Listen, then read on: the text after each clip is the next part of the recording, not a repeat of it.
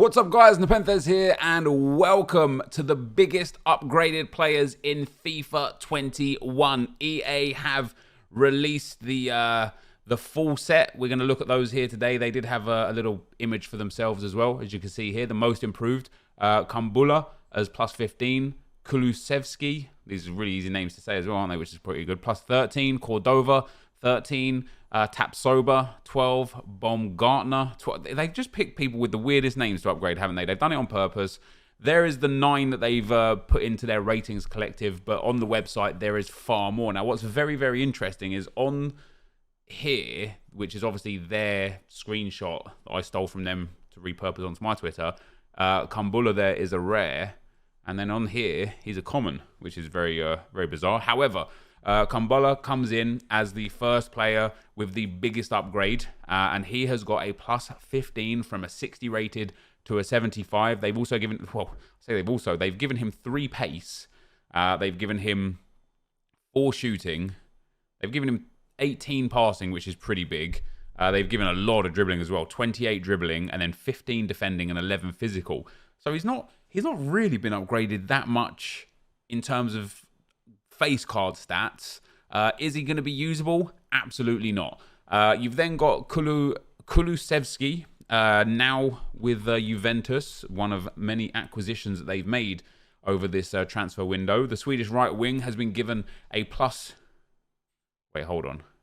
Yeah, you are not making any sense. They say he's been given a plus 13 overall upgrade. However, his FIFA 20 card, as you can see here, guys, is 70 rated. And he doesn't have a card in the game before that. That is his only card in the game, literally ever.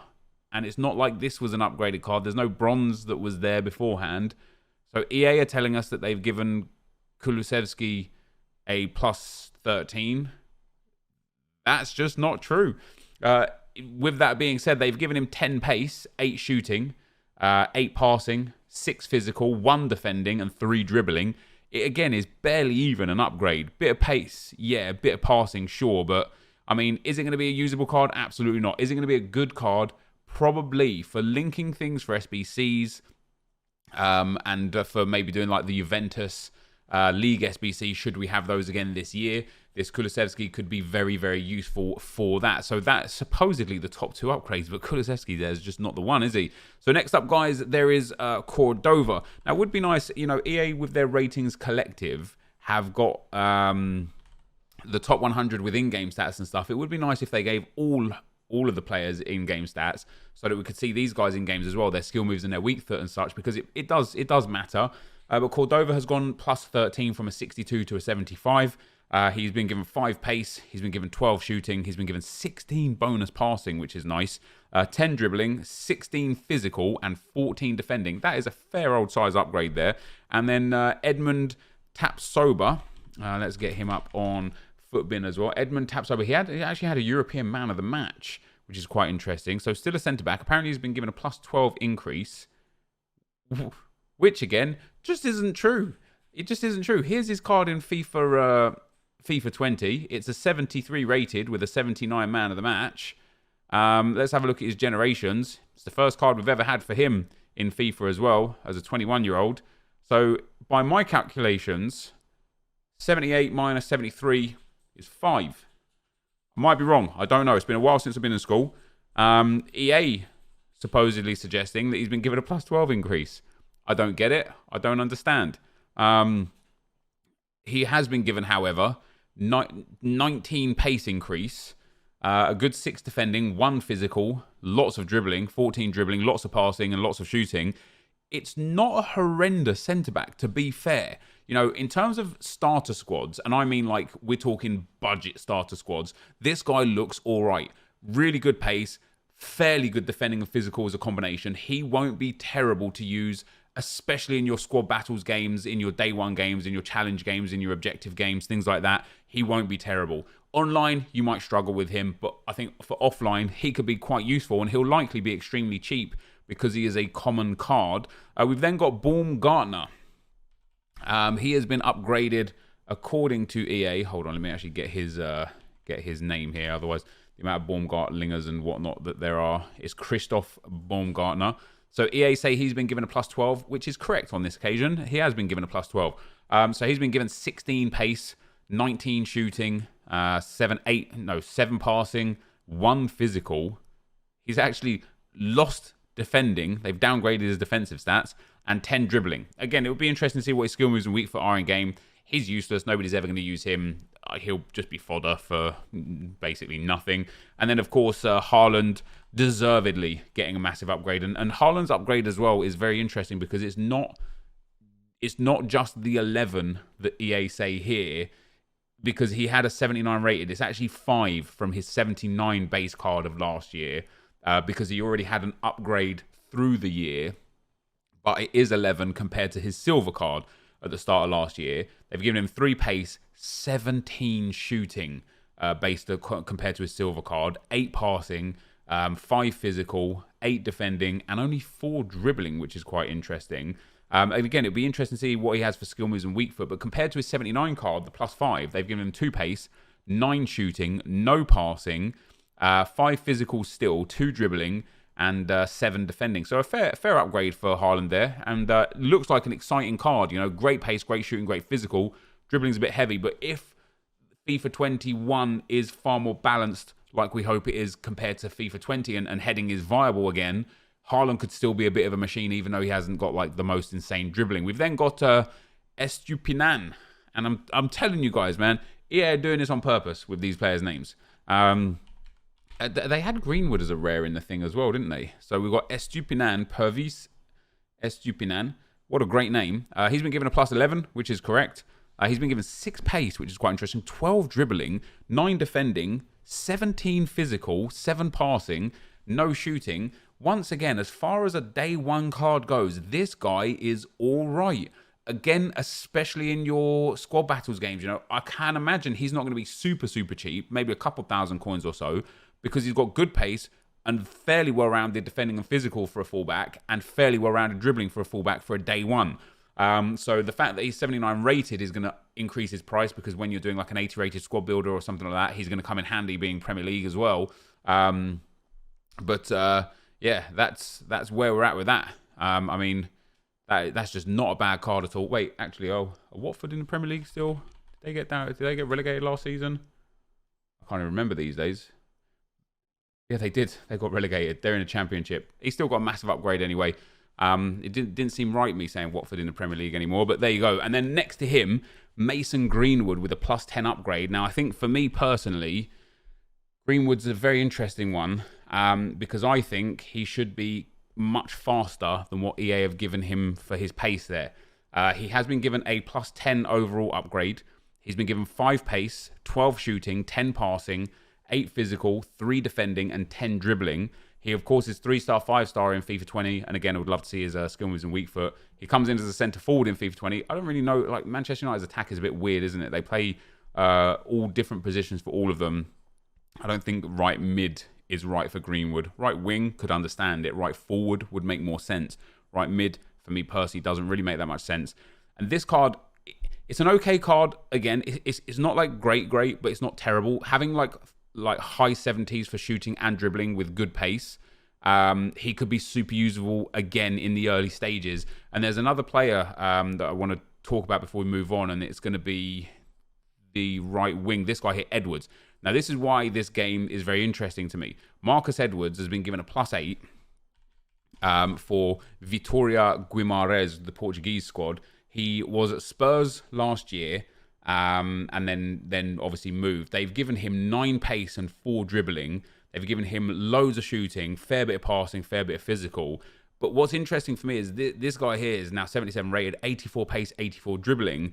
Okay, his shooting and passing isn't like very good at all. But when you then look at Mason Greenwood, it's like 81 pace, 78 dribbling, 78 shooting. Like yeah, his shooting is a lot better. His passing is a little bit better. But generally speaking, that Edwards card is just better than Greenwood. And that's crazy, because Greenwood had a good season last season for Manchester United. As we move on, guys, we've got Pedro Goncalves, +10 overall for him. Carlos Neva, +10 overall for him. Both of those not usable. I suppose the Portuguese guy is not terrible. His defending physical is not great, but the rest of him is okay. We've then got Saka. Now, Saka is a really interesting one for me. Obviously, I'm an Arsenal fan. I think Saka was one of the better players for us last season. He's been given a +10 increase, which is true. He's only been given a +1 pace increase, which is silly because he is fast. He's been given a +1 shooting increase. He's been given 13 passing. I think it should be maybe a little bit more than that. He's been given 4 physical. He's been given a big defending boost, but I still don't think he's been given a big enough defending boost because he was our left back for much of the year last year. And then he's been given 10 dribbling. A decent sized upgrade. Is he going to be usable? Not really. You know, good pace, okay dribbling, pretty poor passing, even worse shooting and physical. He's going to be one of those cards that probably gets another upgrade somewhere along the line during the season, but isn't going to be usable in game. You've then got Wiesman, the striker there, given a +10.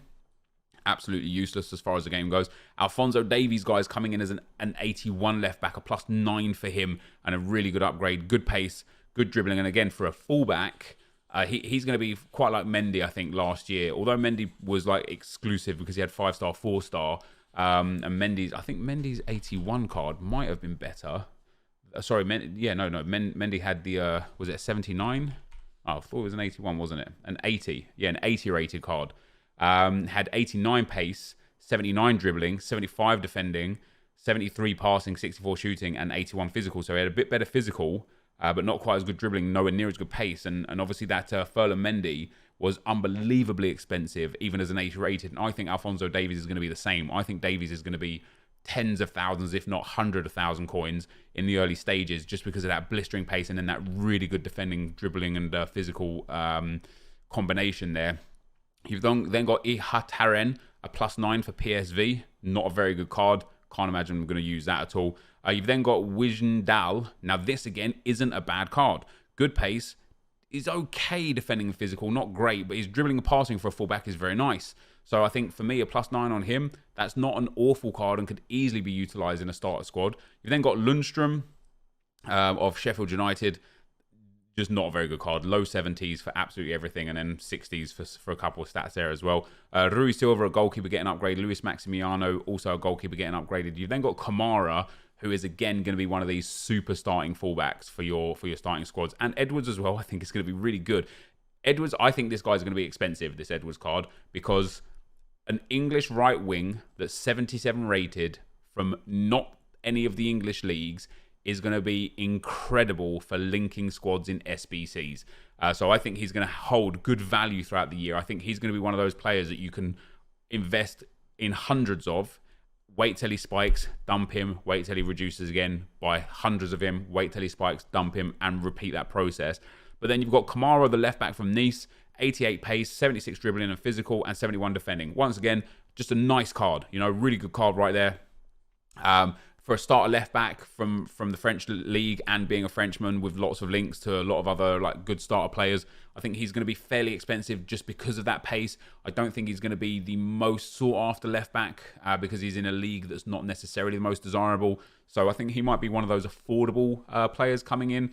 You then got Baldock from Sheffield again, absolutely useless, wouldn't use him. Salisu from Southampton, absolutely useless, wouldn't use him. His dribbling, passing and pace are way too low, even though his defending and physical aren't terrible. Big upgrades for them. You then got Des from Ajax. Again, you know, when you look at Alphonso Davies and when you look at Kamara there, good pace and then decently rounded in other stats. When you look at Des, he's got good pace, decent dribbling, but his defending and physical are just so poor. I just personally wouldn't be able to use him. And Kudus here, good pace, okay dribbling and physical, not the greatest shooting and passing. Would be interesting to see his skill moves and weak foot, because if he's got good skill moves and weak foot, he could be usable, especially in the offline games, you know, on squad battles. You then got Romo, guys. Doesn't look very good or useful. And then Suarez from Watford again, another Watford player there with a big upgrade, +8 on him. Good pace, good physical, decent shooting as well. That's not a terrible card. Would be interesting to see what his in-game stats are and what the chemistry styles are going to do for boosts on players. Because if Sniper still gives a similar sort of boost to what he did last year, a Sniper on this guy will actually make him a really, really usable day one player. You know, you'd be able to link him to a fair few players, and he could be usable. And then last but not least is Disasi there, another French centre-back. Good defending, great physical for a day one card.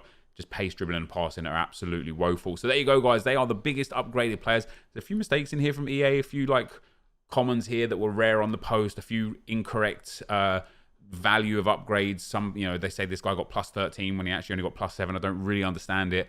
There's definitely a few really nice upgrades in there. Let me know who you think is deserved or undeserved, or who potentially missed out on what could have been a bigger upgrade in the comment section below. This is going to be the end of the video. If you did enjoy it, be sure to leave a like, rating, comment, subscribe to my channel if you haven't already. But for now, guys, I'm out. Peace.